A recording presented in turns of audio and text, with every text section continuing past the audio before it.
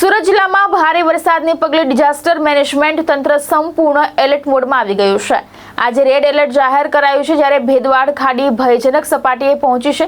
અસરગ્રસ્ત વિસ્તારોમાંથી લોકોને સલામત સ્થળે ખસેડવાની કામગીરી પણ હાથ ધરવામાં આવી છે। સુરતમાં 22 જુલાઈના રોજ ભારે વરસાદની આગાહીને ધ્યાનમાં રાખીને રેડ એલર્ટ જાહેર કરવામાં આવ્યું છે। ડિઝાસ્ટર મેનેજમેન્ટ વિભાગના જણાવ્યા મુજબ આવતીકાલે યલો એલર્ટ રહેશે અને આગામી 27 જુલાઈ સુધી વરસાદી માહોલ યથાવત રહેવાની શક્યતા છે।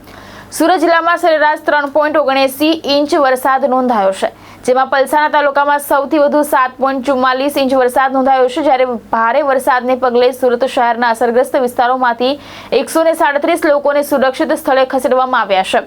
શહેરની ભેદવાડ ખાડી ભયજનક સપાટી વટાવી ચૂકી છે, જ્યારે માંડવી તાલુકાનો કેવડી ડેમ એલર્ટ સ્ટેજ ઉપર પહોંચી ગયો છે। સુરત ગ્રામ્ય પંચાયત હસ્તકના 44 રસ્તાઓ બંધ કરવામાં આવ્યા છે। અનેક વૈકલ્પિક માર્ગો કાર્યરત રાખવામાં આવ્યા છે। ગોડાદરા પર્વત પાટિયા સહિત ખાડીપુર આવવાની સંભાવના ધરાવતા વિસ્તારોમાં એનડીઆરએફ અને એસડીઆરએફની ટીમો તૈનાત કરવામાં આવી છે। ડિઝાસ્ટર મેનેજમેન્ટ તંત્રએ નાગરિકોને ભારે વરસાદ દરમિયાન બિનજરૂરી બહાર ન નીકળવા તેમજ પાણી ભરાયેલા રસ્તા અને વિસ્તારો ઓળંગવાનું ટાળવા અપીલ કરી છે।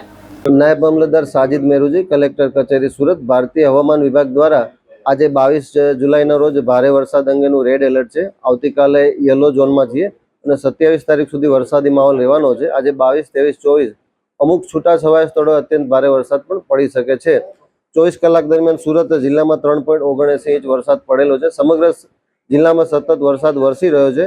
પલસાણામાં સૌથી વધુ 7.44 ઇંચ છે। સુરત શહેરની અંદર 137 લોકોને સ્થળાંતર કરાવીને સલામત સ્થળે ખસેડવામાં આવેલા છે। સુરત શહેરની અંદર ભેદવાડ ખાડી ડેન્જર લેવલથી ઉપર છે, તેમજ સુરત ગ્રામ્યમાં માંડવી તાલુકામાં કેવડી ડેમને એલર્ટ સ્ટેજ પર રાખવામાં આવેલો છે। સુરત ગ્રામ્યમાં પંચાયત હસ્તકના 44 રોડ રસ્તા બંધ છે, જેના વૈકલ્પિક રસ્તા ચાલુ છે। એનડીઆરએફ એસડીઆરએફની ટુકડીઓ સુરત શહેરની અંદર Kharvadnagar, Bhestan, Paligam, Dindoli fire station, kangaroo circle, Puna પાટિયામાં ડિપ્લોય કરવામાં આવેલી છે। લોકોને જ્યારે ભારે વરસાદ હોય, વીજળી કડાકા સાથેનો ભારે વરસાદ હોય ત્યારે બહાર ન નીકળવા અપીલ છે।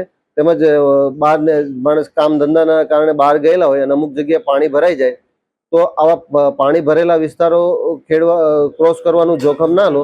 જે જગ્યાએ તમે સલામત હોય તે સલામત જગ્યાએ ઊભા રહો અને જ્યારે પાણી ઉતરી જાય ત્યારે જાઓ।